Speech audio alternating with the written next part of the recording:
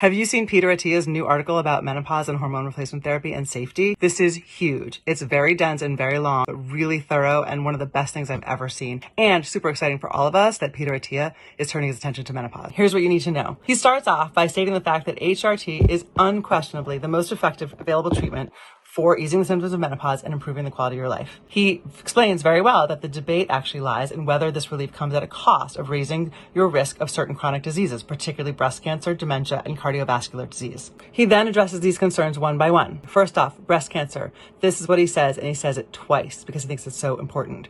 There may be no greater lie told to women than this one.